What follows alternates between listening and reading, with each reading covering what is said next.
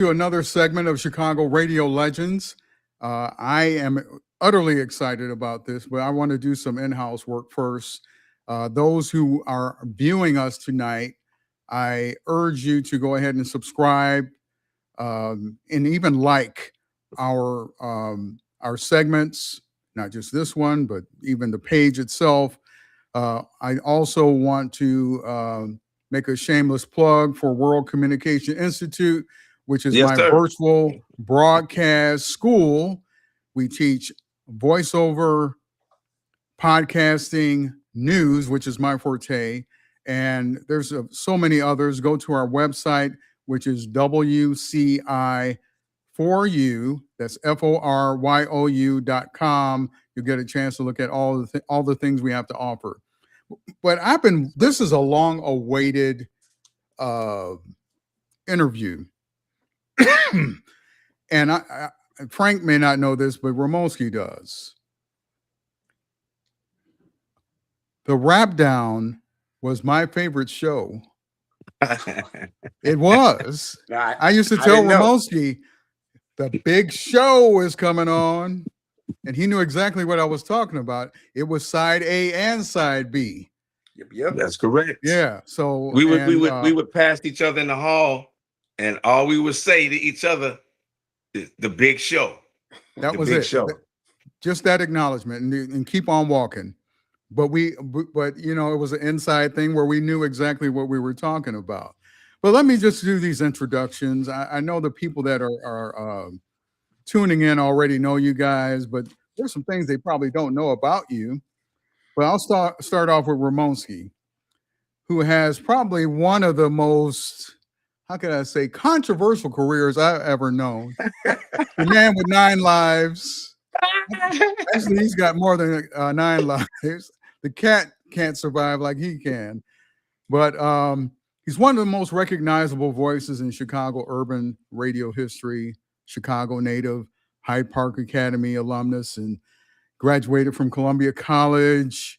He started on the 80s. I had to correct something on some of the search engines. They were saying you started at GCI, but no, you started at BMX. Yeah. Is that right? That's absolutely correct. I was Doug Banks' intern. You also was Kenny McReynolds' intern too. Let me say hello to everybody first. Perry Williams, thank you for this. Thank you for this honor. Thank you for this platform, Frankie. We go back, and let me say I love both of you guys, and just thank you. I tell people that it's the opportunities that are the blessings. Everything else will fall into place. So this opportunity for me, because a lot of people try to tell your story. And they don't really know. So thank you for this opportunity. Yes, I was an intern at BMX 408 South Oak Park Avenue. I used to get on the train because I didn't have a car back then, from 79th and Blackstone on the south side of Chicago. Take that all the way to the Dan Ryan all the way to the end of the line. Wow. This is 3-4 o'clock in the morning to be on the air with Doug at 5. That's true. That morning drive is no joke. No, but guess what? I'm doing morning drive now, and I love it. But awesome. I was starting Daisy Davis. Lee Michaels was the program director. I worked under Daisy. So she assigned me to who I was going to work with. Started with Kenny McReynolds, BMX Sports. Yes, he's on next week. And then Doug Banks. I started as answering the phones, answering the request lines, the contest lines, just little stuff, nothing big, because I didn't even want to be on that personality. I just Frankie, did you know that? I just wanted to be behind the scenes, running the board. I never wanted to be a personality. I would never think that now. No. Well, here's the funny part about that. Doug asked me a question, and my mama always taught me, if you don't know the answer, then you ask them a question. You ask them a question. So Doug asked me a question. Once he did that, that opened up the floodgates. It and it was, you know, it was on. I wasn't even Ramonski Love at that point, but Wow. I did start as an intern at BMX first before GCI. Thanks for clearing that up. Now I want to. This is what I want to do. I'm going to intro Frankie, then we're going to chop it up about the Rap Down. And sounds good. What I want to do first, before we talk about it, we definitely have to talk about Disco Dave. Absolutely. Of course. Absolutely. The energy, the ball of energy behind the engine, or in the engine, matter of fact. But anyway, Frankie J, yes, Chicago radio and television personality who became well known through WGCI's influential hip hop program, Rap Down, during the late 80s and early 90s. And I must add, I didn't give Ramonski his credit because he created the Rap Down. Is that correct? Well, he was.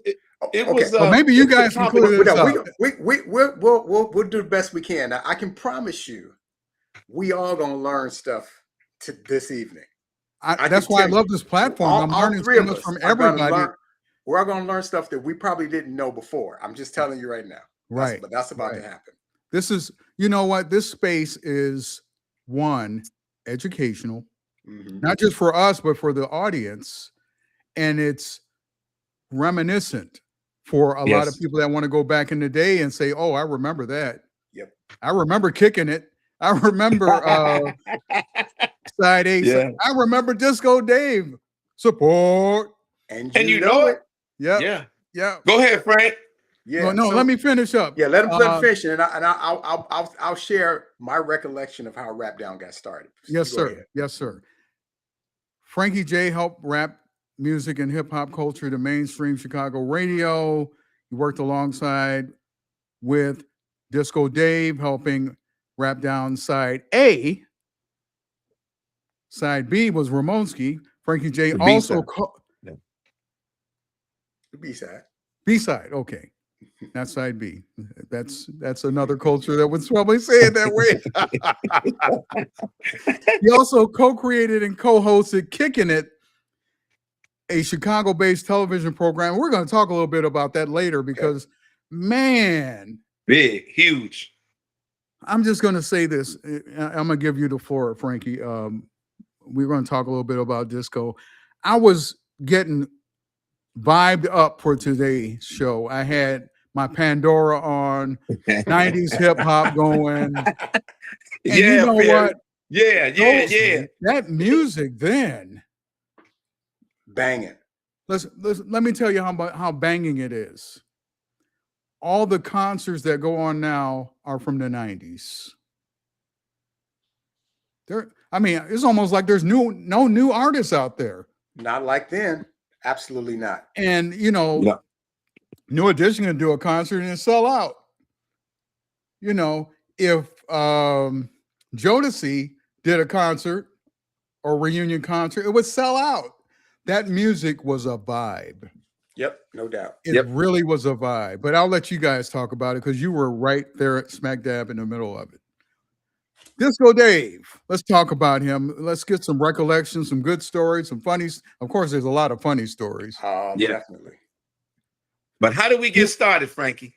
Well, okay, so let's talk about Rap Down getting its start. Now, this is my recollection. Ramon, feel free to if you recall something different. So one day, I approached Barbara Prieto, who was our music director at the time. And I said, hey, Barb, I got this idea for a show. But it had nothing to do with rap music. I was into European and UK recording artists, and I wanted a late night show where I played punk rock and European artists. You always never knew that. I told you go find some stuff you never knew. So I go to Barb. I was like, Barb, is there any way I could get like one day a week, just a couple of hours playing European? I said, it could be at 2:00 in the morning, just playing some European music. And she looked at me and she said, okay. And she said, you know what? I don't know about that idea, but Sonny Taylor, our program director at the time, he said, Sonny and I, we've been talking about another show idea ourselves. We're thinking about getting a rap show on GCI. And I was like, really? And she said, would you be interested? And I said, well, yeah, that's not what I was thinking, but I said, yeah. And Yeah. so she came back later on, because I guess the powers that be, I don't know if Marv was involved, I don't know who else was involved, but they said, okay, they're going to do it, but they want you and Ramonski to do an air check, because they want to decide which one of us would host the show. So we, so this is here real we go. insider Here we go with the information. air check. So we both did air checks. We both did air Okay. checks. Barbara Prieto came back to me and she said, well, Frank, it was unanimous. Everybody wanted to go with Ramon because he's got this energy, this street vibe. We think he fits the music. But what you don't know, at one point, I used to be an intern under Barb. And so Barb had taught me how to program music, the different categories, current, recurrent. So she said, Frank, we're going to give the show to Ramon, but we want you to program it. And if he's out for whatever reason, you'll be his backup. Okay. And so Rap Down started out, it was on for 1 hour, Monday through Friday on the AM, and 2 hours on the FM. I had no idea. This is not, this is on the AM first. AM first. 1 hour, 5 days a week. Ramon's show. That's when Ramon brought disco in right away, if I'm not mistaken. I think he was there right away. Right away. And, what, and give us the year, Frankie. I believe it was 1989. Another summer. Get down to the funky trumpet. Put the funky drummer. Yeah, so it was like the 80, 88, 89. It was 88, 89. Yes. It could have been late 88. The college stations, because I gotta give credit. First of all, give it credit to the pioneers of hip hop, because if it wasn't for the New York and the LA, we wouldn't have wanted to do this. But we kept telling Sonny and Barbara, listen, New York, they got a hip hop show. LA, how come Chicago? How come we don't have anything? Now, in the interim, the college station, and I got to give credit to WKKC, Pink House, and HPK, because they had the hip hop show on the college stations, and they were playing the adult and the curse versions. Oh wow, I know that guy. I was excited. I was like, but I knew that we wouldn't be able to do that on the mainstream. So shout out to Pink House, shout out to Chili Q, Deli Dale. These are people who had radio stations on the college stations. Wow. All we did was take it to the next level, because remember, the college stations in Chicago, you only can hear them at a certain time of broadcast. Yeah, a couple of blocks. We the big station, B. We're all over, even parts of Milwaukee, I think, in Indiana, I think, Frankie, correct? Yeah. So Sonny Taylor, remember, he used to drink those martinis, shaken, not stirred, and he didn't know nothing about hip hop. He said you and Frankie and Barbara had gave us the approval stamp. I don't know what our other bosses was thinking. We didn't even care. We didn't care. We did not care. We was given to do a hip hop show. And Sonny said, do your thing, because I have no idea. I don't even know what hip hop is. And we went to work. We went to work. And that Monday through Friday, and then we got the 2 hours on the FM. Now I hung out with Ramon and Disco Monday through Friday because I was, I was programming the music, but Ramon could still add whatever song he wanted to add or take away or add. It wasn't like a strict playlist. It ain't like he had to play exactly. And well, if the program director didn't know about hip hop. Right. Exactly. So they let us play what we wanted to play. And then we programmed our own shows, which was the best thing since sliced bread. Yeah. We didn't have unheard of in this industry now. It was not done. It was not done. Nope. It was not done. Nope. You had to play what they, they on their little computers and patting themselves and all doing this. And hey, we playing the music that the people wanted to hear. Wow. So Frankie's show, side A, he played, and you tell him, Frank. Yeah, I played so the concept when it was the, so let me back up for a second. When it was Monday through Friday for 1 hour on the AM, and then the 2 hours on Saturday night, eventually the AM station, AM 1390, went talk. Yeah. And they got rid of us on the AM. So at that point, that's when the transition, we were like, well, can we do two shows? We have an A side and a B side. The B side was Friday night. The A side was Saturday night. And the difference, because they were like, well, how are they going to be different? The difference is my show will be more like kind of like top 40 hip hop, like the stuff that people really know, the things that got released as singles. Ramon would play some hits too, but he had the freedom to do album cuts and a lot of local artists, because Chicago artists. He broke a lot of Chicago artists. Black Men Working, being like I mean, I can go down a whole list of people that Ramonski put on the air. Twister, Common, the Brat, you name them. Whoever was in Chicago hip hop, we were responsible. Crucial Conflict, Do or Die, all these are our friends today. We were responsible of check this out. The comedian Damon Williams, Gucci D. That was Gucci D back in the day. He was trying to be a rap artist originally. Really? Yes. Gucci D. We played his songs before. So you know that didn't go too well. That's why he's a comedian today. Good morning. Hey, Damon. Yeah, he's doing better at that. Yeah, what's up, Damon? Yeah. But he tried. He did his best. You know. He did. But yeah, so that's the consolidation. We lost the AM. That was our first firing for me. The first of many. The first of many. And then we went. It was Friday, and then Saturday, and then we combined them on this one night on Saturday. So here's what happened. So yeah, because I want to know how you guys went back to back. Okay, so here's what happened. One day, so at this point in time, rap music is blowing up. And, I mean, you got everything from Heavy D to Bust the Move, like all these different rap songs are blowing up. And so GCI started playing some rap songs in other day parts. Regular rotation. Yeah. But here's the problem with that. Then they did research, and the research firm came out and said, GCI they're just a hip hop station. They play too much hip hop. So Elroy wasn't there yet, I don't think. But basically they decided. It was Barbara. Then I think James Alexander came in. We have outlasted so many program directors. Definitely. Do you understand the words that are coming out of our mouth? And so the research told them GCI plays too much hip hop, and so they were like, "Well, we don't need two hip hop nights." So because since the GCI didn't want to be known as a rap station, so then he said, "Well, let's just put them both back." Which it is now, but that's exactly that's another story. Yeah, right, that's another. Yeah. So that's how we got on the same night. Oh, by the way, I think I need to give a shout out to Eric the Wiz, the Wizard, because not only were we playing songs in their entirety, yes, we had mixes. We had the mixes. We had hip hop mixes. So we had the Super Rap Mini Mix, which Eric the Wiz did, which really helped him to get a name for himself in the DJ scene in Chicago. Because once he started doing Rap Down, I'd be seeing the little posters on the signs. Eric the Wiz. I was like, man, Eric the Wiz is getting paid. Like he was. That's true. Because he would. One day, I'll tell you how he got on board. One day he showed up during our AM show, and he said he was a DJ.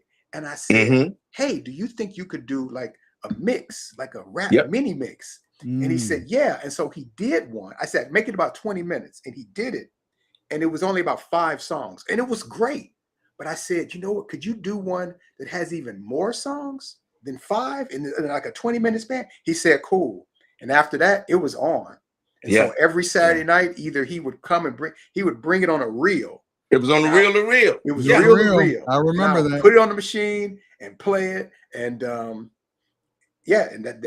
he would. And if he couldn't come there personally, he would call in, and sometimes he'd be spinning somewhere and call in. And so so he was an integral part too. Now, of course, disco. I know we talked about him for a second. Tell him the times that we came on, Frankie. Okay, so Rap Down A side was 10 to midnight, and then midnight to 2 was Ramonski. Was the B side. The B side, and that was the longest intro in the world. Our intro, and at that time, I think Elroy came in, and he was like, "Why does your intro have to be so long?" I said, "I got to let the people know that I'm coming on, Mr. Smith." We went back and forth for a minute, and he finally allowed me, to just be me. Yeah, and Frankie be him. We were the creative directors. We brought the vision, and we just wanted them to kind of just leave us alone because the numbers.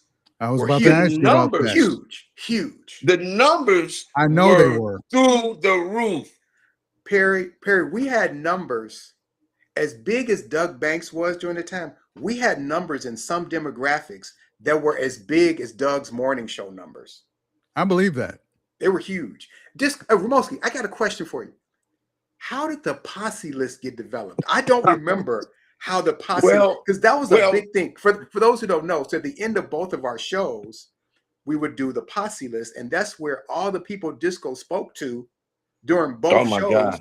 He would read off the names. Yeah, Sazzy from the South Side, like he would read off all the names. Basic shout outs. Exactly. It was a shout, but we had to put it in hip hop form, Perry, and call it the posse list. Okay. And then he even had music to the posse list. I love my posse and ain't no joke. So we out of here like a cloud of smoke. Oh, I remember support and you know it. But he had so much of a flair with people. Yeah. Oh, awesome. I remember one time they said, listen, I want to speak to Disco Dave. I said, wait a minute, this ain't Disco's show. Man, I don't know what was getting on with me at that particular time, but they wanted to speak to him. Yep. Because of his charisma, his character, his energy, the way he said their names. Baby girl. I don't think the show would have been as successful absolutely without Disco Dave. You know what? I used to consider, and I used to tell people, rest in peace, my man. Definitely, rest in peace. Disco Dave was what Flavor Flav was to Public Enemy. That's what he was for Rap Down. Correct. He had his own cult following. Yes, he did. Yes, he did. He had his own following. He did. I miss him. I miss him so much. His funeral was huge. I remember. And he even got the key to the city, if I'm not mistaken. He did. Wow. Perry, he was a avid, and this is what people don't know about him. Every day at 3:30, Jeopardy. What would he watch? What would he watch, Frankie? It was Jeopardy. Oh, Jeopardy. Wow. He had an audition.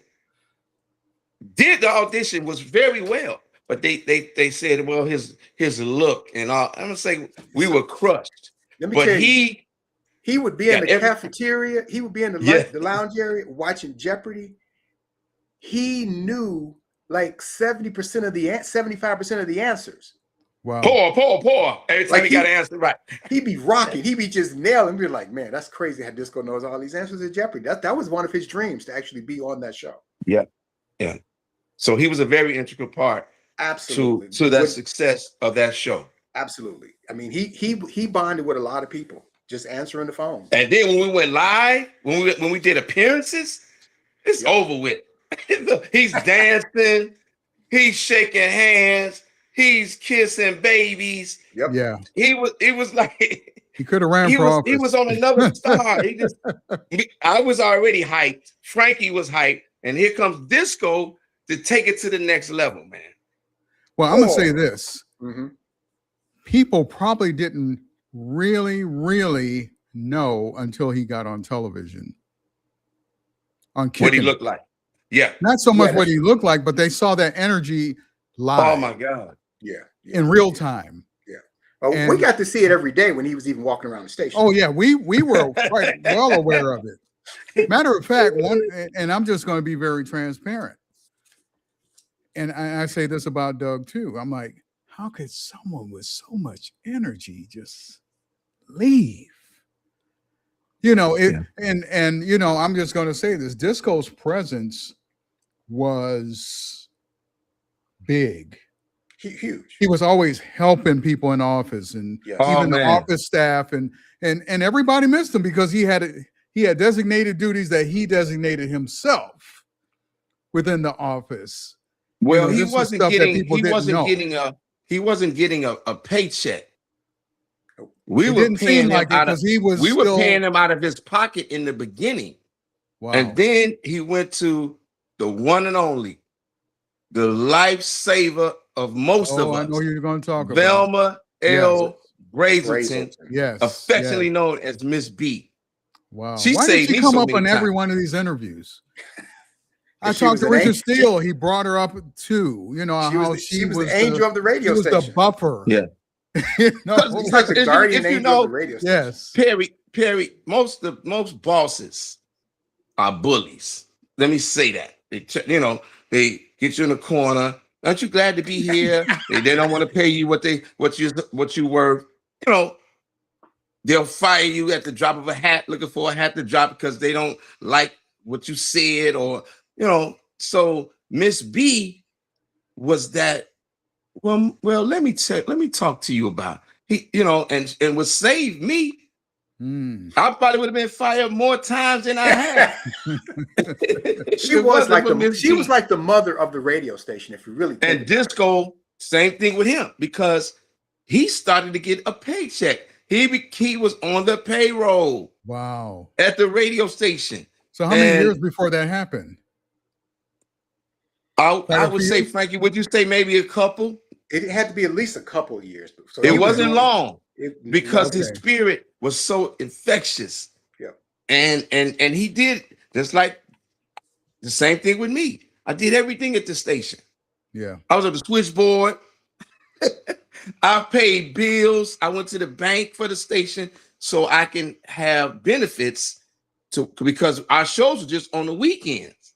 Okay, I see what you're saying. Yeah, as a matter of fact, so while Ramon and Disco were doing different jobs, as was I was working in the marketing and promotions department. So that's how my bills got paid. I don't even. This was cunning. I can't even remember if we got paid for doing the rap down. Like, I really don't know. I don't know either. Do you know if we got paid for rap down? Perry, they knew we were happy to be there. So they said, "Oh, they're happy to be there. We ain't got to give them nothing." Oh wow! I do not remember. That's how it went. That's how it went back there. That's how it went. They're gonna pay the big boys. They're gonna pay Tom and Doug. But the weekend show, which had some of the biggest numbers as both of those shows. Yep. I'm gonna tell you, Ramon, I don't know if you experienced this. I'm just flashing back for a minute.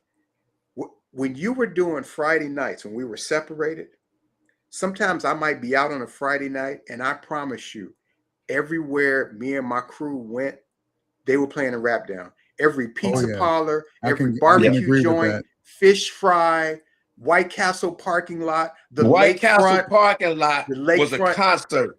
And the motorcycle, shout out to the motorcycle riders on 79th Street, Stony Island, White Castle, Leon's Barbecue across the street. It was, and all you heard was the rap down. I was like, wow, we are running Friday and Saturday nights. But look at this era. This era. Kicking It was exposing hip hop.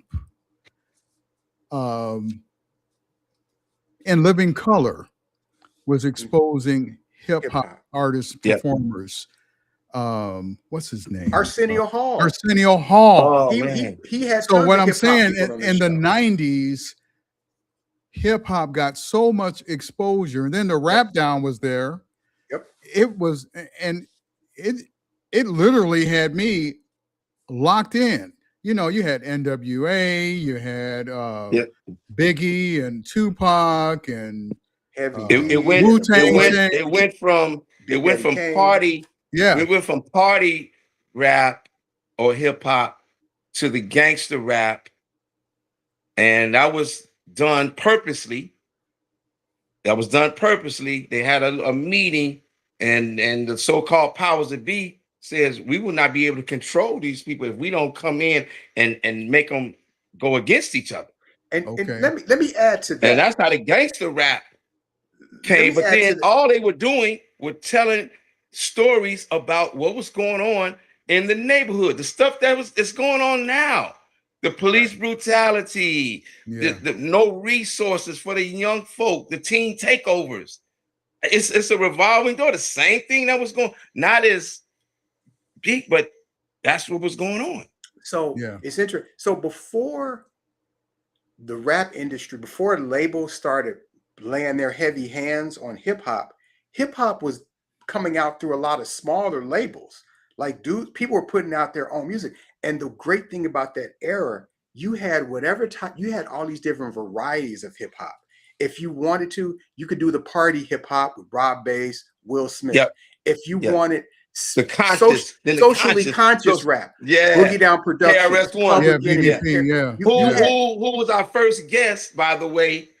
He was our first guest, and he came voluntarily. He said, "I want to be a part of this Chicago," because New York and LA had already had us. So we wanted that. We wanted that. Not only just for the national of New York, we wanted it for Chicago.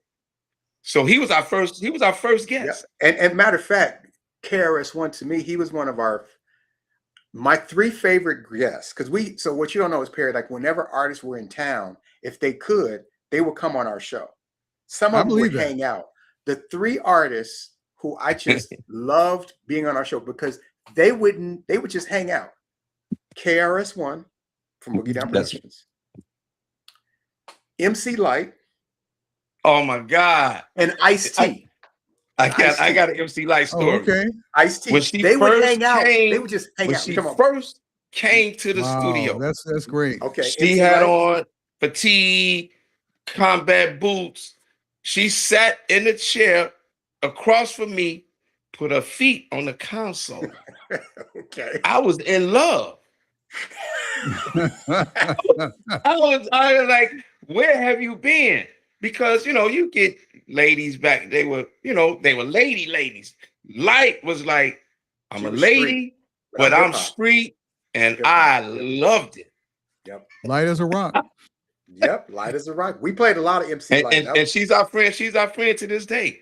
Yep, that's. And she cracks up at that story. She cracks up. Yeah. Now let me ask you.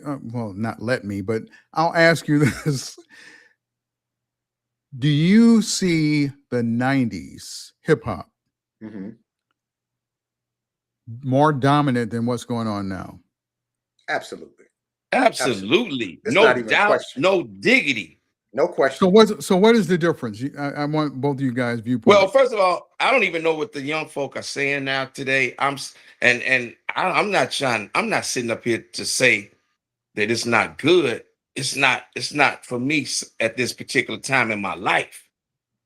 Now, am I saying that it can be an artist or two that will come across my desk or my email, and I said, yeah, that's it. That's it. It was just back then in the 90s. I don't know. It could be just me. It reached my heart. I dressed hip hop. I talked hip hop. I breathe hip hop. That's it. But today's hip hop, they have something to say. Don't get me wrong. I just don't know what they're saying sometimes.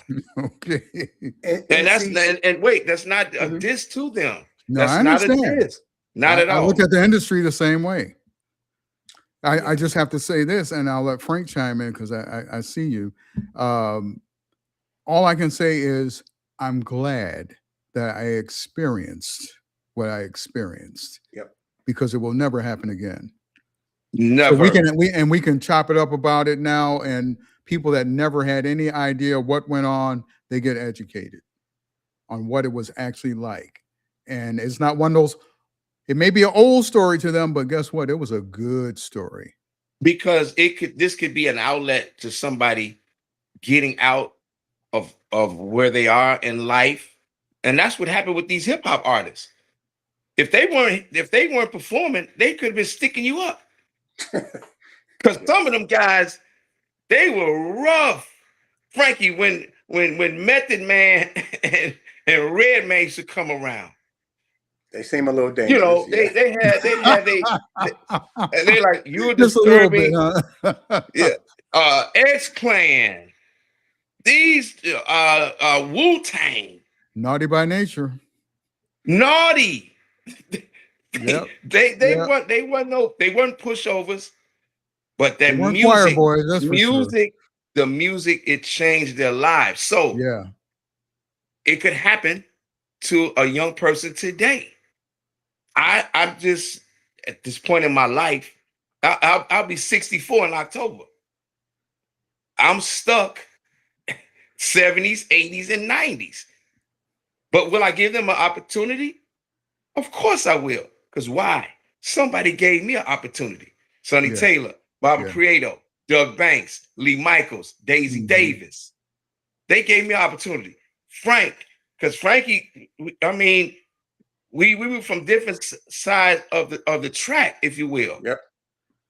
But we became the best of friends because it was Rap Down against everybody else. Wow. Yeah. Yeah. Well, we took it very serious. We took it very serious, Perry. Very serious. I want to add to the music scene of today compared to what it was back in the 90s.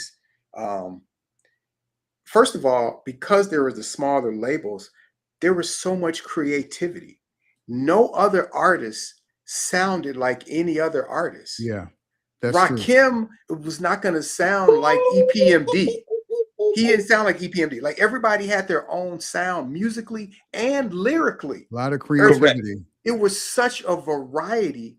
And now it sounds, too many people sound similar. I don't hear, you know what? I was telling somebody recently, I was telling a young person, I was talking to a young person. So I'm a licensed marriage and family therapist now in Atlanta. Yeah. So I was talking to a younger client who's in the Frank. And I was telling him, I said, you won't believe this. I said, there was a time when rap music, not only was there a socially conscious lane, but it promoted Black pride. So much so, we were walking around wearing African kufi hats and had medallions. What about the leather medallions with the continent of Africa on them? Wow. Black pride was being promoted. That's the big difference. That's the big difference. We were wearing caps that had X representing Malcolm X. But Frankie, where was the gap that left the young people? Because they needed to have been taught. They needed to have been taught that this thing is real. It's about you and I. Yep. Where was that gap, you think? Where they didn't get it? I think what happened, the major labels saw how much these smaller labels like Profile, like all those little small hip hop labels, Def Jam, they saw how much money Select. They saw how much money they were making, and they just scooped in and they bought all them out. They were like, "Yo, we want to buy your label. We'll give you this amount of money." And once the big labels bought the small labels, they changed the narrative. They dictated where the music scene went. I think it was done on purpose. It was done purposely. Yep. Because they saw young Black men being proud, having pride. Rise up. Queen Latifah. We can't leave the ladies out. Oh, yeah. That's Queen Latifah. Let's go with Chicago. The Brat. Psychodrama. That, you know. Lady of Rage. Light. Lady of Rage. Moni Love. Yeah. Pride. Yep. Pride. Yep. Pride. Wow. But you have to be taught that. You got to do your own research too. Well, it's not being taught right now, that's for sure. No, it's not being taught. Not at all. Well, I want to bring up a couple things that just kind of personal stuff. Okay. Frankie J. Yes, sir. I remember you so much you turned me on to Madden football. That's funny. Now, you know, in the 90s, there were these funny looking figures. Yeah. But he was playing it every day, it seemed like, and I'm like, let me check this out. And it was fun. And I'm still a Madden head. Here's crazy. I haven't played Madden probably since 2000. Since probably the early 2000s. Wow. Well, you got probably other hobbies now because you're Mr. Jiu-Jitsu. Yeah, he's an author. He's a family counselor. Yeah, but you don't have free time. You have no free time to play Madden. That's true. Yeah, it's been a minute since I played a video game. I will have to confess. I do have. You know what's crazy? Right now I do have a video game hooked up to an old TV in a spare room, and it's a PS3. Okay, old school. A whole lot of dust sticking around that room. It still works though. It still works. Okay. It works. That's because you don't play it often. So let's talk a little bit about, and here's the other personal note with Ramonski that a lot of people don't know. We, over the years, when we worked together, we had a lot of deep discussions about spirituality, about faith, and a lot of sit downs. Even to this day, we'll acknowledge one another's posts, and I'm in full-time ministry now, so it's like, and here's the thing that really shakes people. And you probably never heard this before, but I don't look at myself as a Christian. Mm-hmm. Okay. And I'll tell you why. A Christian is a title. I'm a representative for the kingdom, which puts more of an onus on me as opposed to just flashing a badge saying I'm a Christian and living whatever way. But when you're a representative, you really got to come correct. Correct. You really got to make adjustments. Not saying that you're not going to fail, but it's not habitual. Mm-hmm. That's the problem. When it becomes habitual, that's an issue. Yeah. Well, I'll make my mistake. It was a lot of growth for me. Because at that time in my life, you start reading your own headlines and news clippings, and then people are calling your name, and you get that syndrome. Like, I can do whatever I want to do when I want to do it. And that's not true. That station didn't say Ramonski Love. It said GCI. Right. It didn't have nothing to do with me. So, but at that time, I thought I could say what I wanted to do. Now, I wasn't a mean-spirited person at all. No. All this was within me. Mm-hmm. Like I said, I took what I do now on the radio. Back then, I took it very seriously. And it felt like I didn't have any room to listen to anybody, because whatever they were going to say, it wasn't going to be what I wanted to hear. And that is not the way you have to travel through life. So finally, I get it after so many heartbreaks, letdowns, firings, because I wanted to do it my way. Yeah. I wanted to do my way. Like I said, I wasn't a mean-spirited person. I got along and I worked with everybody. And we work with some big egos. If they would say something that did not, I would, like I say today, I reacted as opposed to responding. And I got to give all glory to the head of my life, the great I am that I am God. I have to. Everywhere I go, every microphone, every stage I'm on, every church, every school, every platform. Because if it wasn't for that spirit and then me finally listening, Frankie and Perry, I wouldn't be the person who I am today. You know what? I'm not to interrupt. So in my book, there's a line that I state, and there's a website that you can get it on a t-shirt. And the saying goes, ego divides, spirit unites.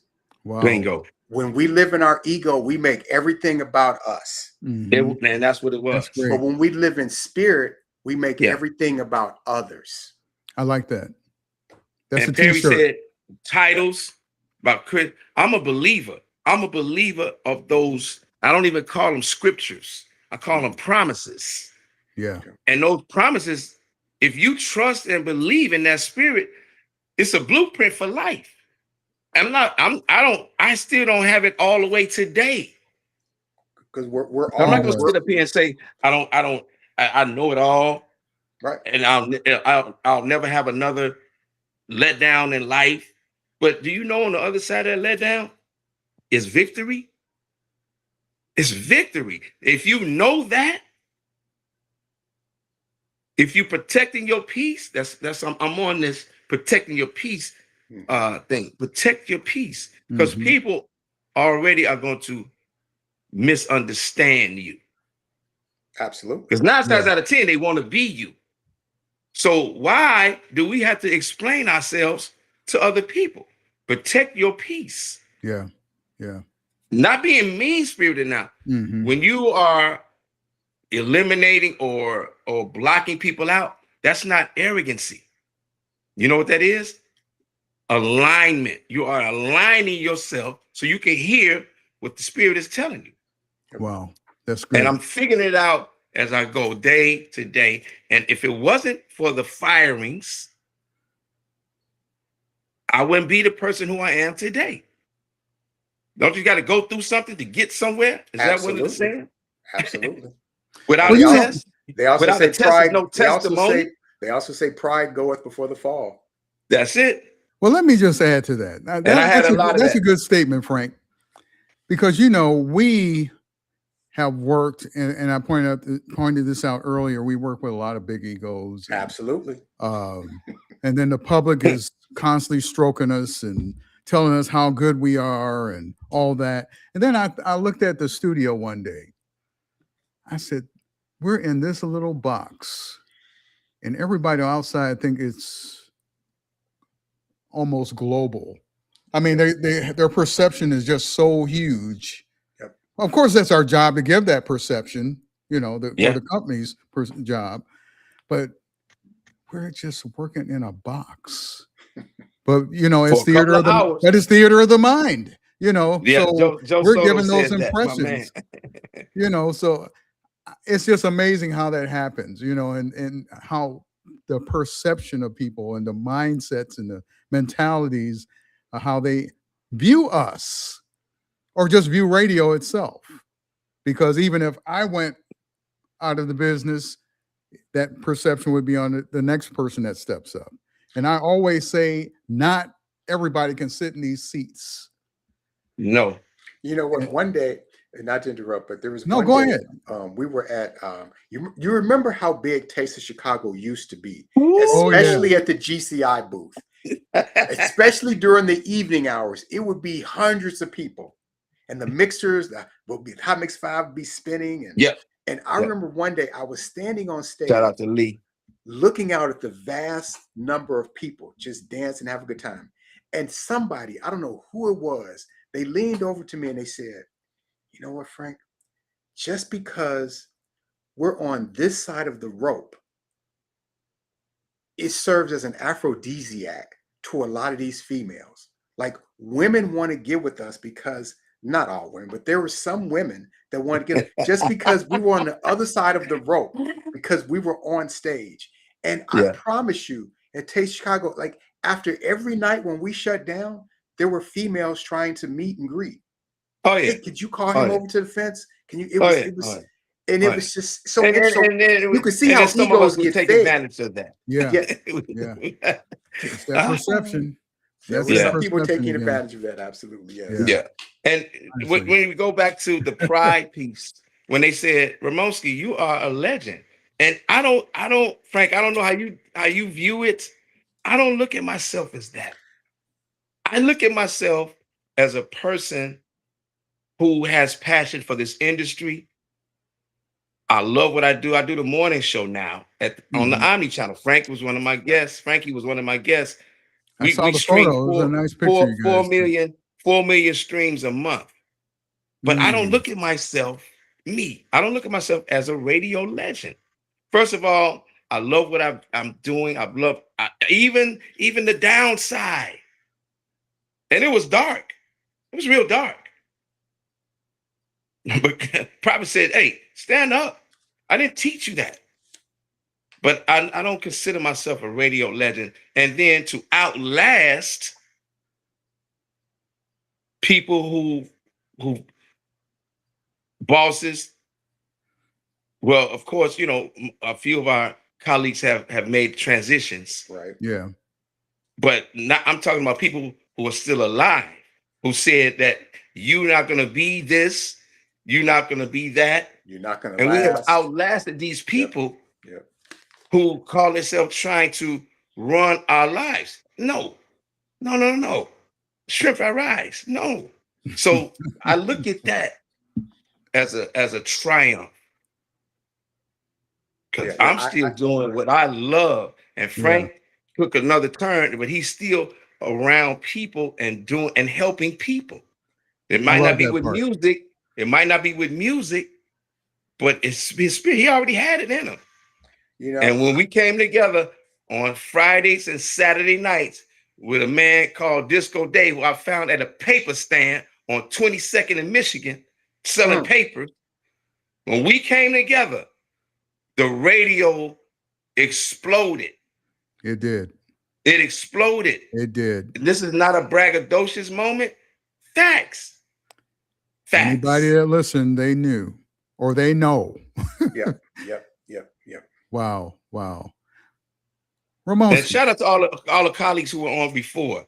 Bonnie, Lee, talking about Doug, the Bad Boys, Rick Party, and the great Richard Steele. Yeah. The great Richard Steele. Yeah. I enjoy him. You know, matter of fact, he was telling me that his granddaughter is putting together a documentary about his life. Okay. And I love that. And he mentioned something about that she needs funding. So I'm going to put something out where people can contribute. Because I told him, I said, Richard, you got fans out there, people that love you and love what you've done. I believe that they'll go ahead and contribute and help your granddaughter get that done. Yes. Richard's 84 years old, man. I mean, he's a staple. But he sounds like the same back in the day. He has the same voice. Those pipes. Exactly. Oh my God. It sounded exactly the same. And a memory like a steel trap, you know, detail by detail. So that's saying a lot. So I'm going to go ahead and push that out for him. And I know the fandom will take care of him on that, as well as myself, you know. So Ramonski, you mentioned something about you don't think you're a legend. Well, let me just say, I don't think I'm a legend either. In any way, I feel like I happen to be at the right place at the right time and had the right energy or enthusiasm for that music. I'll say this. The Rap Down itself was a legendary show. And you guys were a part of it. See, my criteria, I had to, before I started this whole movement, I had to put a criteria together because everybody thought they were a legend. Honestly, people reaching out to me, did I make the cut? And some of them didn't even show up. Oh my God! Yeah, that's hilarious. Did I make the cut? So you shouldn't have been asked in the beginning.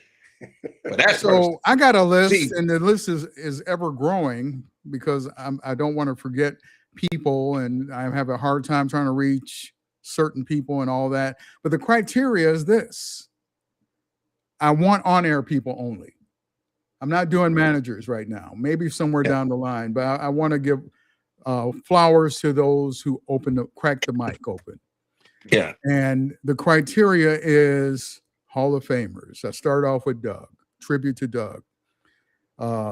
Pioneers, Al Benson, AJ's dad. AJ Parker. What's up, AJ? And trendsetters. The Rap Down, you guys were trendsetters. The 90s was big, and you guys just, like Frank said, you guys were at the right place at the right time, and you guys also made the right decisions because Kicking It was an extension of the Rap Down. Rap Down. Yes, that was on television. And you guys played videos of hip hop artists. It was something to look forward to on Saturday morning. Right. I fully support it. I actually saw a segment on YouTube just not long ago. Yeah, somebody actually posted. We were talking about Disco Dave earlier. I don't know who did it, but somebody actually must have recorded an episode of Kicking It, which was on NBC, and they edited it down and they posted it as a tribute to Disco Dave. Yes. And it's a whole edited version of the TV show. If somebody wants to see it, they can go to YouTube, and I think you put in Frankie J, Disco Dave, and Kicking It, and it'll pull it up. And it's just it's an episode where we decided to make our own hip hop song. And so that's right. That's right. I remember that. And then we did NBC studio with a studio audience. But yeah, that was that. At that time, Perry, NBC was having no parts of Ramonski Love. And I don't know, was I fired at that time? Well, you know what? No, I can tell you what happened. Let me give you some kicking it detail. So, just so you know, Perry, I was too street for him, man. Ramonski was supposed to be part of the show. I'm gonna tell you. See, I don't know if you know what happened, Ramon. As a matter of fact, we had to shoot a pilot. Because every station that I shopped the show to, they were like, "You got a proposal? You got a pilot?" I didn't even know what a pilot and a proposal was like the air check, if you will, a video version. Yeah, a really good friend of mine named Valerie Batiste. She was attending Columbia College, and she said, I said, I got to shoot a pilot. And she was like, "Well, I'm part of this group at Columbia College called, I think it was Blacks on a Networking Dimension or something." And she said, maybe if you talk to them, they'll shoot the pilot. And we talked to them. They agreed to shoot it. I don't know if it was the Copper Box too, but somebody let us use their spot. We brought in some people. Not the Copper Box. Ramon was there. Disco. All three of us were there. All three of us were there for the show. But for some reason, I shopped it around. Every station said no. But NBC was like, you know what? We'll let you do 4 episodes. All stations, NBC. We'll let you do 4 episodes. Wow. And if it works, we'll let you shoot another 11. So when it came time to shoot the first episode, I don't know why. I don't know what happened wrong. You didn't make it. Mm-hmm. And we were like, and you were like, "Oh, I'm sorry." You said something came up, and then we had another taping, and people were like, "Where's Ski at?" I was like, "I don't know." And he didn't make it again. And after that point, they were like, "Well, we got to just move on with the show." Correct. And so they were like, "Go shoot the open," and they were like, and so I was like, "Well," because Ramon was in the pilot. Yeah. Do you remember shooting the pilot, Ramonski? I do. Okay, I do. Yeah, it was. So I'm thinking it's a done deal. So I don't know. Like I said, my ego or whatever was going on with me at that time said why I wanted to question everything, Frankie, because I felt always that we were always, especially me, being attacked, or people, well, you're not going to be, and my guards were always up at all times. Yeah, my defense mechanism was always up at all times. So I don't know if I questioned, why are we doing another pilot? We did one already. I was ready for the show. Let's get down. Yeah, why are we doing all these pilots? They were like, we need 4 episodes. Like, I don't know what they said. We need 4 episodes. We're going to see how they go. And I remember, like, both times they were like, "So where's Ramonski?" I was like, "I don't know." I would ask Disco, "Where's Ramon?" "I don't know." Yeah. Because we hung out. Wow. When we got off the air, we would go hang out, and we wouldn't come. It would be the next day. Because we were going from people's houses, that we were playing the tapes, partying, having a good time. That was you and Disco. So we hung out together.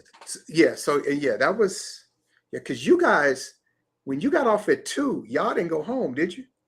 Absolutely not. At the end of B-side, y'all didn't go home. No, absolutely not. the real party started. Disco would go get a Sunday paper, some cigarettes, stop at the store right there. On the corner. That had to be the 90s. You're talking about newspaper. Scunnies, yeah. And that was our routine. We didn't bother anybody. We weren't sticking up anybody. We were just enjoying. Wait, was it just the 2 of you when you finished B-side? It was just the 2 of you staying up the rest of the night? We would go. We had a guy. His name was Master T, and he had a studio that had, so my goal was to play every song that he had in his studio.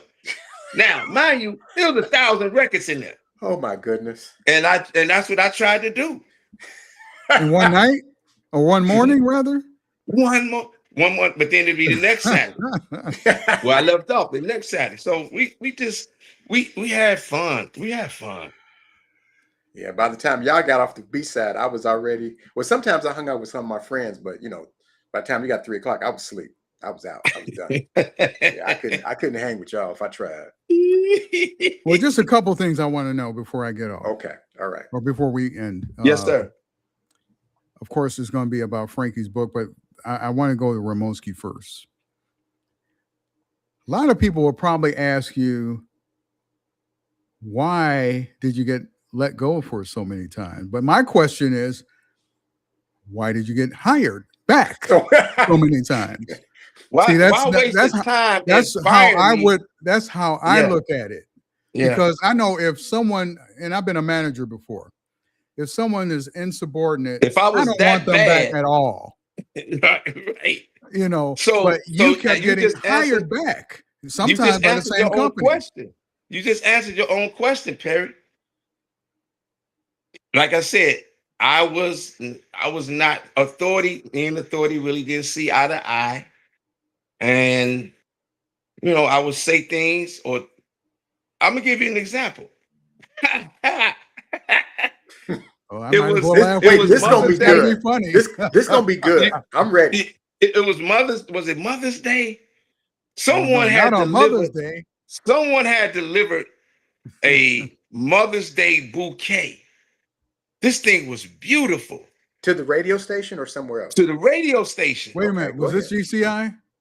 Yes, it was. Okay. I remember this story. So I don't know what in my mind. Well, I know what I was thinking. By the time Monday or Tuesday comes, this thing is gonna be no good. So let me take it to somebody who can enjoy it now. So I had a producer who was with me. Can I say her name? You know who was with me. I don't know this story. I don't even know this story. So I took the bouquet. Oh, I know a producer you might be thinking about. Never mind. Yeah. Smooches. Okay. So I took the bouquet, we split it. We split because it was that huge. Because by the time money came, in my mind, it wasn't going to be any good. Yeah. Oh man, they made such a big stink about that. So it was things like that, Perry. It wasn't like I cursed anybody out. I wanted to. It wasn't like I wanted to give somebody a PhD. Pumpkinhead Deluxe. I wanted to. But it was little things like that. They made a stink out of that just to prove a point, or say, all right, you got to go. You got to go. I said, can I pay for it? Can I pay for it? No, you're fired. So it was little things like that, so, but then a couple of months later, it wasn't even a year, I was hired back. Wow. So that's a question for them. Yeah. The suits. Well, they clearly felt that you brought some type of value to the radio station, and that's why they kept bringing you back. Clearly. Well, speaking of value, and this is something that's you can access through ChatGPT or any other search engine. V let you go because you were working with Joe Soto, and you guys had one of the highest rated afternoon shows, or was it evenings? We started in 2000. I started 2003 by myself. It was Ramonski Love and the V Crew. After Bonnie left, George Wilborn and Tony Richards. Mm-hmm. So I was solo, and I was so proud of myself and the management for finally giving me a chance. But I wasn't ready years ago, mentally, spiritually. I wasn't ready. But in 2003, I did afternoons by myself. Ratings, boom. Then Joe, they said, Joe Soto? I said, I love Joe Soto. We worked together years ago. Yeah. We always had the reference about a Jose Cardinal, because both of us had big froze. And you put the hat on, put the helmet on, and the hair would stick out from the side. So we not only we liked each other, but we loved each other. So we did afternoons from 2004 for 10 years. Wow. Number one in every book. Mm-hmm. Then Doug left the station where he was. So instead of them getting rid of Joe and I, they moved us to the evening show. So Doug did 2 to 6, we did 6 to 9, 6 to 10, something like that. Right. And had another successful run. So I mean, we were opposite. We were opposite. But our main connection was the listeners. Yeah. It wasn't about us. It was about the listeners. What can we do to entertain you today? Well, what I was really getting to, I'm glad you laid that out. Shortly after that 10 years, you were let go. But yep. You were brought back to after Herb Kent passed away, you were brought in to take over the show. Now, yes. For you to take over the show for Herb, a prestigious Chicago legend like Herb Kent, that says a lot. The same company. And I'm looking at this, and like I say, it's not about how many times you've been let go. It's been how many times you've been brought back. Right. That's what we need to kind of put the spotlight on. God is the greatest. God is the greatest, period. I can't answer that. That's a question for management. Because every time I cracked the mic, it was about the people. It was about the engagement. And I knew the excitement, the energy was one of my keys. And I was happy. Things could be going terrible in my life. But once I got in that studio, Frank, I don't know how you felt. You put that mic on. It was our safe haven. It was our peace. Yeah. It was our peace. Yeah. So, and to this day, I'm passionate about radio. I'm passionate about the music because I'm playing 60s, 70s, 80s. I'm playing the stuff that Herb was playing. And I remember when I started, a lady called me. You ain't old enough to know this music. I'm not listening to this station no more. Who do you think you are? Oh, wow. And that's why God, now, a couple years ago, the lady probably would have been crying because I would have, gave us some words, some colorful words that she probably didn't want to hear. But no, you know what? I said, ma'am, would you give me a chance? The next week, she said, Ramonski, I apologize to you because I did not give you an opportunity. You sound great on this show. I wasn't Herb. I couldn't replace Herb Kent. No. Herbert Rogers Kent. Are you kidding me? No way. No way. The show stayed in the upper and, number one on the weekends. Wow. That's amazing. That's amazing. And I think the management, but I was the only one really who could do it. Who else was there to do it? But I still thank them for seeing that, me able to do it. Yeah. That's great. That is. That's great. And it's really great too, because you and Herb Kent had a relationship. Oh, he didn't like me.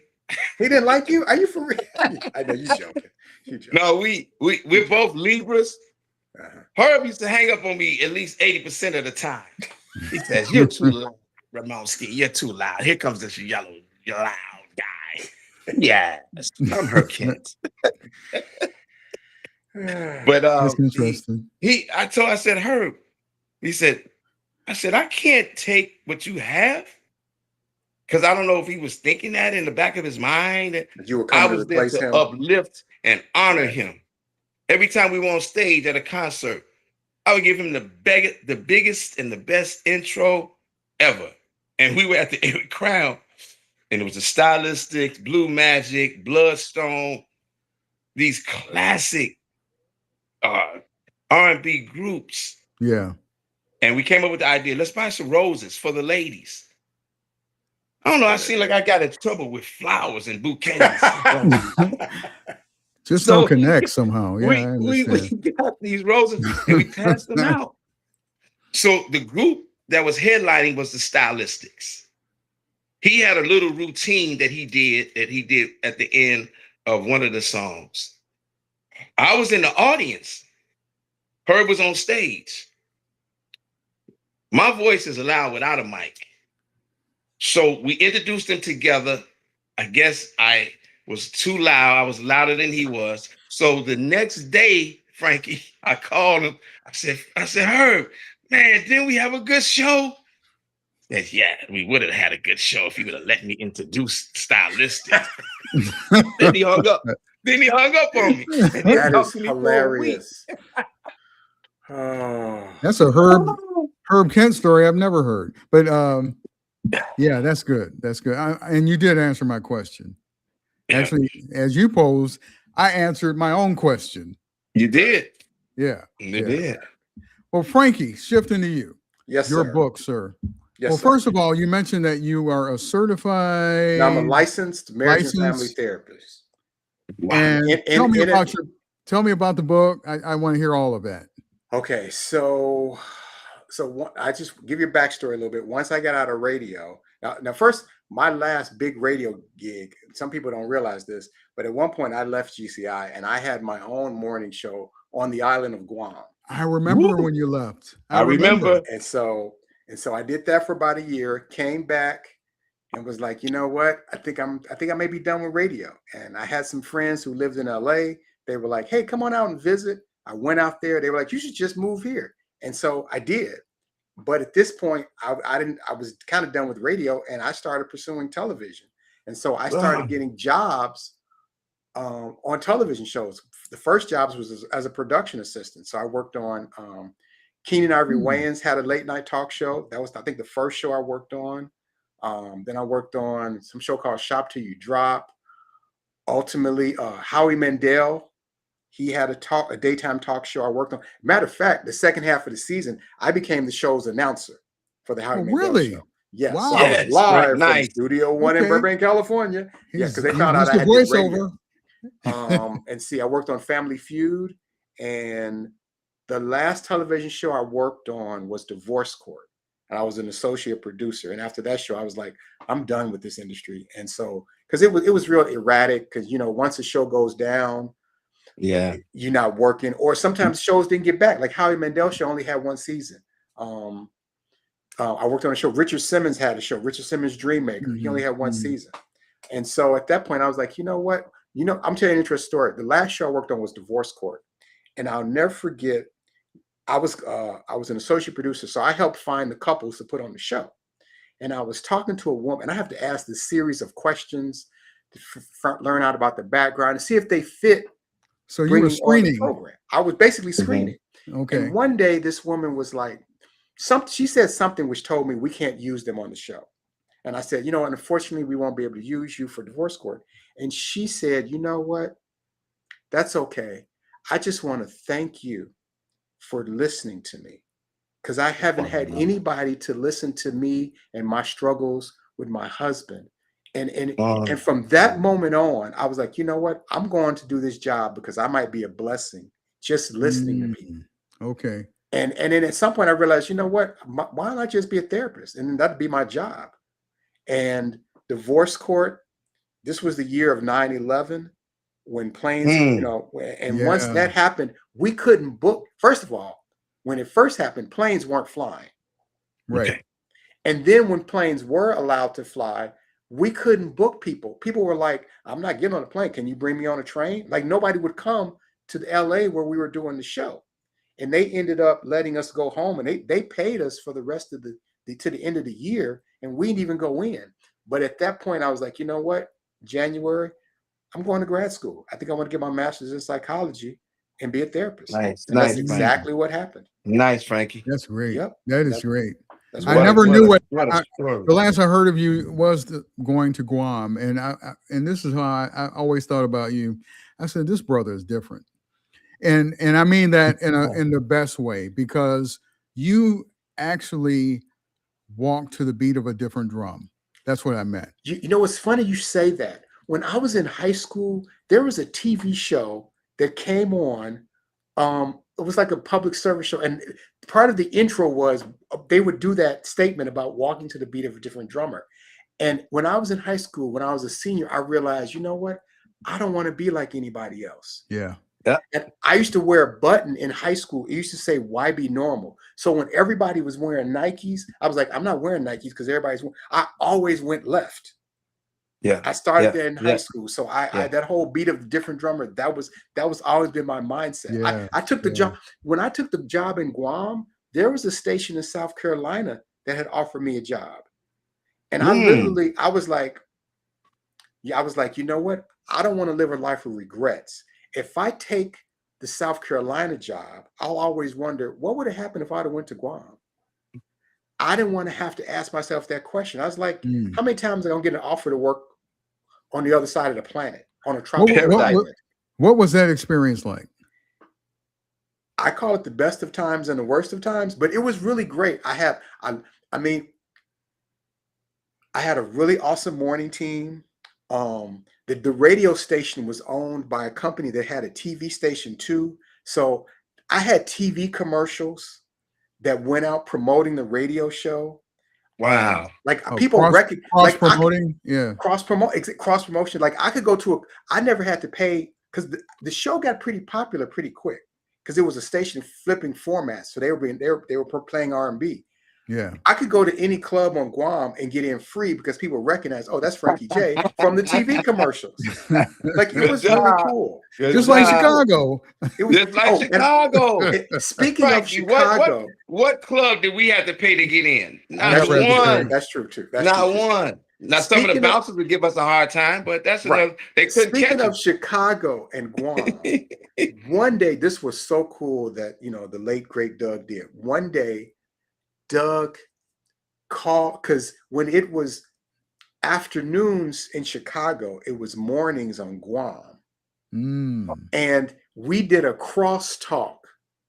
We were on each other's show one day. Doug literally called my morning show and we did a bit on the air. That was really cool that Doug did that. That's nice. Yeah. Oh, that was so cool. Nice. So so that was so cool. But it was an awesome experience. And then like I said, and then once I became a therapist, I eventually moved from LA to the Atlanta area where I got fully licensed. And it's hard to say this. I don't believe I've been a therapist for like 20 years now. Wow. What? 20. I feel weird. It's mind blowing to even say that. And of course you mentioned I wrote the book, which is actually it's over. Yeah. Let me shamelessly plug the book. No, I'm asking for it. Heal and Grow. Lessons learned I love that on title. my journey as a mental health therapist. So it's like what I've learned from 20 years of being a therapist. And my author's name F. Francis Jones. So yeah, it's just each chapter talks about something I learned about, whether it's what I learned about working with couples, what I learned about working with kids and children, what I learned about depression, what I learned about working with people with anxiety. Yeah. And that's pretty much the book. And that's not just GCI, right? That's funny. You do learn a lot of we all learn some you still stuff have about people that. In those spaces, that's for sure. Yeah. So that's how the book came about. And actually I also teach a psychology class at a community college here in Atlanta as well. That's so great. you really don't have any time to play Madden at all. No, you don't. Apparently not. And lately my Madden time has really decreased because I'm doing a whole lot right now. Yeah, I bet you are. So where can we get the book? Oh, you can go on Amazon. Amazon? You can go on Amazon. Heal and Grow: Lessons Learned in My Journey as a Mental Health Professional. That's an easy name to remember. Kindle. Too. You can do the paperback. I didn't get a chance to do audio, but the next book, I think I have one more book in me. I'm gonna do audio on that one too. Yeah. Well, actually, I read that this book, Heal and Grow, is done very well. At one point in the area of psychology, in two different categories, at one point it had got as high as number 2 and number 3. That's great. At one point. Good job, Frank. Good job, Frankie. So I didn't reach number one. Man. Bless you. Bless your ministry, sir. I appreciate that. We all got a ministry. You came on my show and we right. it. Ramon, it was awesome. Ramon had me on his show. We had such a good time. We reminisced. Man. We played hip hop classics. Yes, it was awesome. It was awesome. Now let me ask you, both of you guys, this. Has anyone asked, could you bring back the Rap Down? I get it every day. You get that? I get it every day. I do the morning show on the Omni Channel Radio. Download the app, Omni Channel Radio. Sam Chapman is there. Also good Odie. I got Big Papa, my man. He's my producer. Remember Big Papa? Oh, Big Papa's my producer. Troy, Devontae, Sasha. Yeah, Mr. Dole, Belly Roll. No doubt. Tracy Bell is the president. and so I'm allowed to play what I want to play. And you guys already know my forte is at hip hop. Yeah. Because they thought this interview, they thought we were going to actually do the Rap Down. They did. Big Edwin Wilson. He's a promoter. He does some great shows. Urban Airs Entertainment. He's a big fan of both of ours. He thought this was going to be the Rap Down. Wow. Side A and the B side. That's what he thought. I said, no. We're being interviewed by the legend Perry Williams on his platform. Right. Well, this is interesting because when I had Mike Love and the Diz on, they thought the same. They said the same thing. They thought a reunion was happening. And I didn't even see that. I didn't even see that part of the interview. Yeah, it was towards the beginning. They said so many people thought this was going to be our reunion. Where not just our reunion, but our reunion show. Well, people being very hopeful. Here you go. From your lips to God's ears. If Frankie has time, because he's listen what he's doing. I mean, I got a lot going on, but you know what? In life, we find time to do the things we really want to do. Yeah. So I think people would love it. I could find the time. Yeah. But not to do it on a consistent basis. I mean, I think no, you have to give it to him. You have to give it to him like a holiday.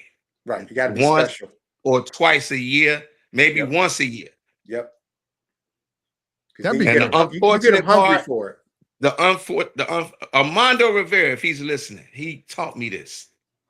He says, why give everybody the whole jar of cookies and we can just give them one cookie at a time? I like that. So when we do these things, don't try to do, he said, one thought per break.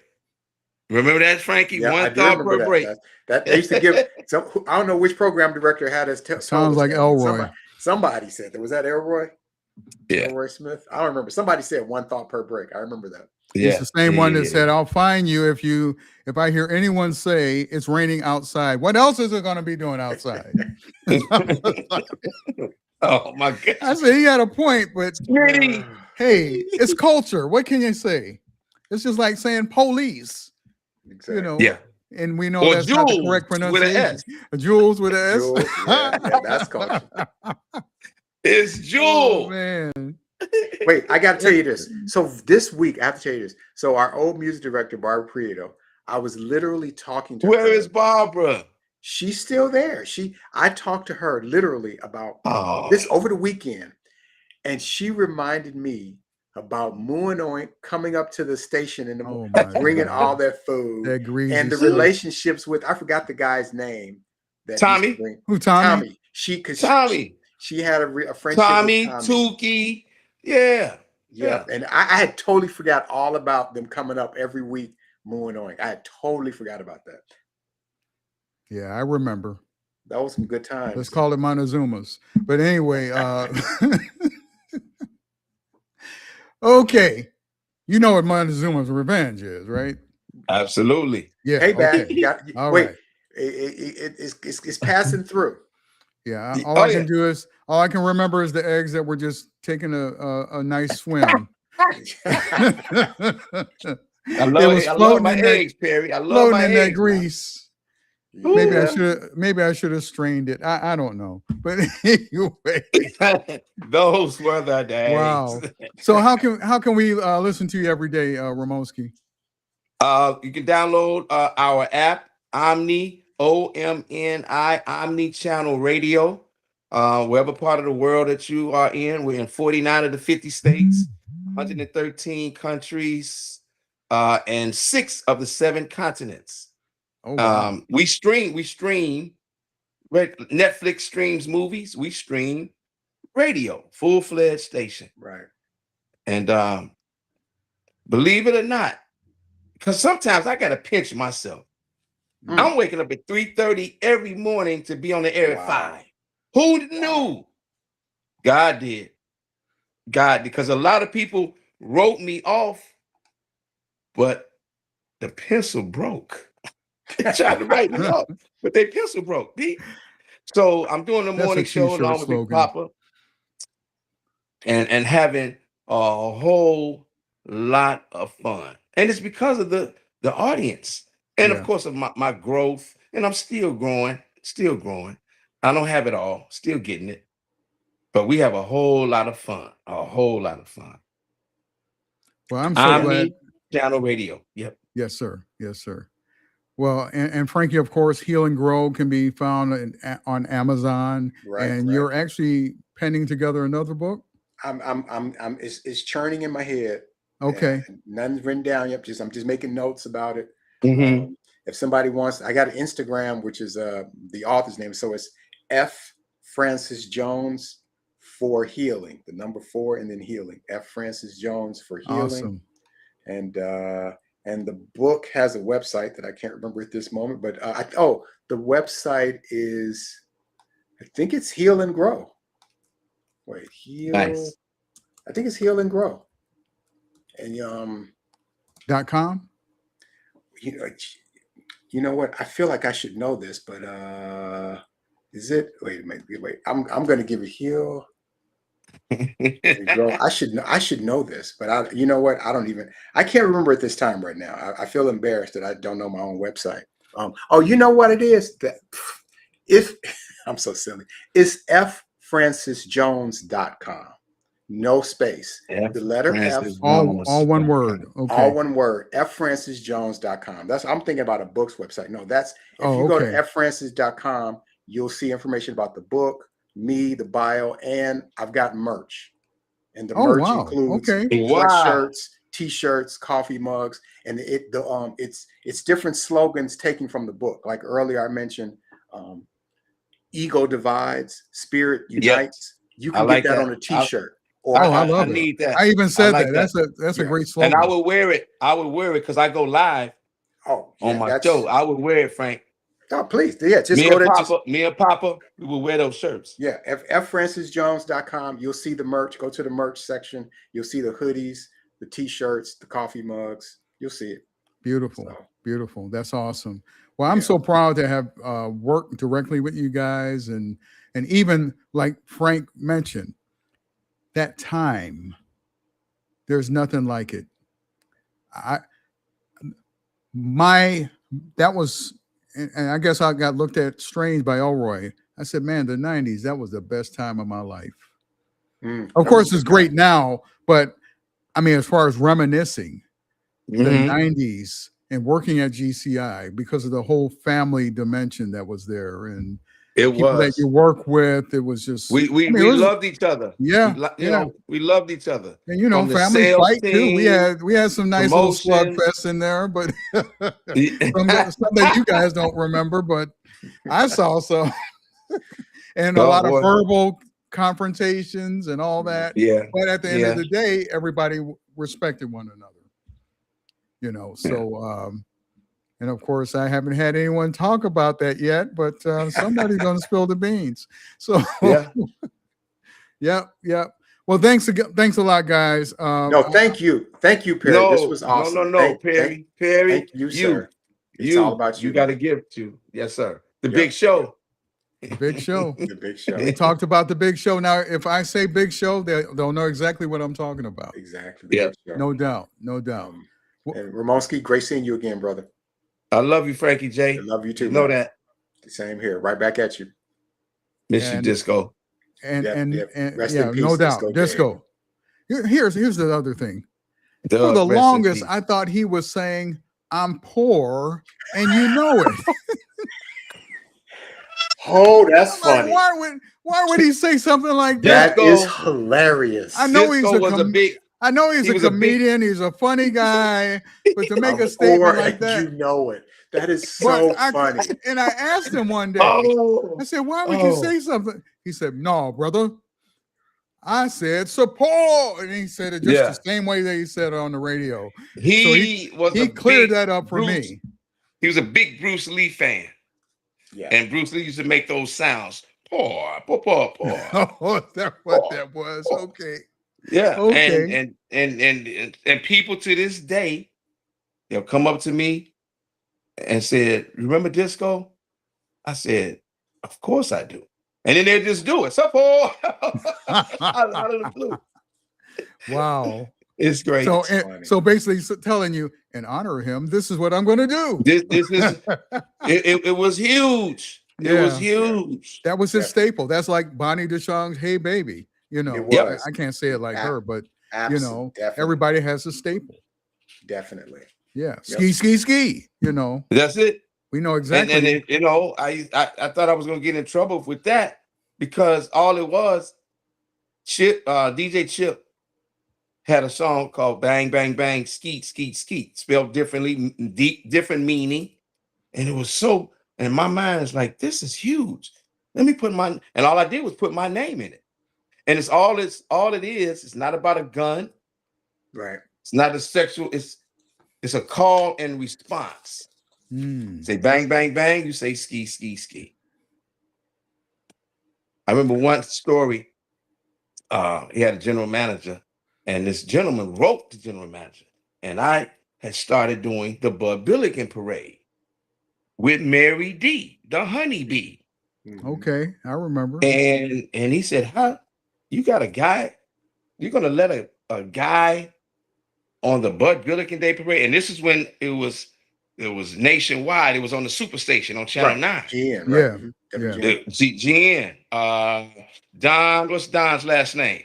He had the company, so it was nationwide. So everybody all over the country. He said, "You're gonna have a guy saying this," and the general manager, so cool and calm, he said, "Don't you think I know what he's saying?" See, people will try to write you off.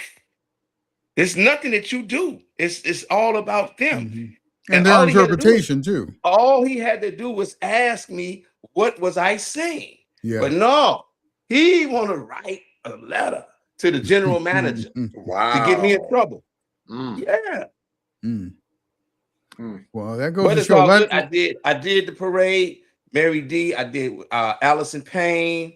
It was one of the greatest highlights of my life because we watched that parade as a child, as kids. And then I get to be on the tower because I started also as a street reporter, and then they said you did a good job.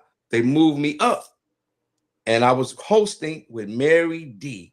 Rest in peace, the honeybee. Well, Allison Payne, rest in peace. Allison Payne, rest in peace. Yeah.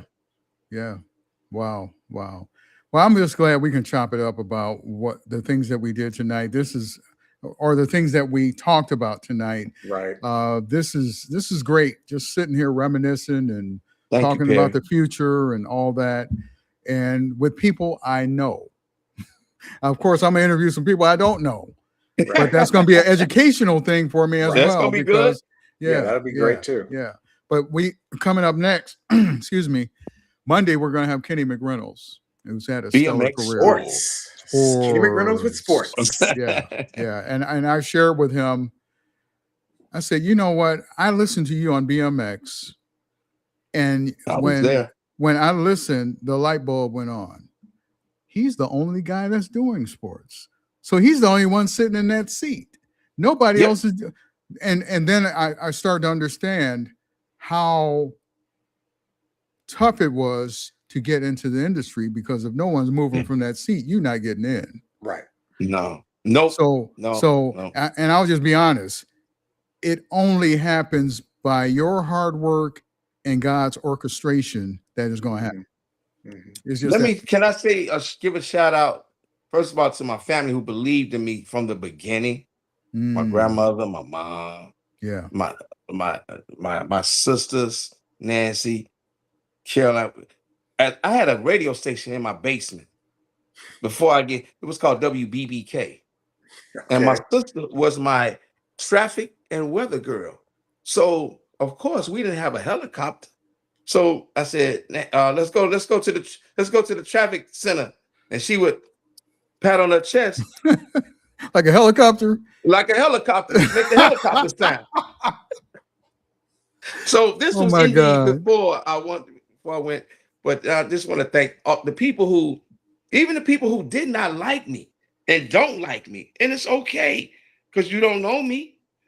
You know, and like Frankie said, we love what we do. We were in the right place at the right time. Yeah. I just made it a career. Because what else am I gonna do?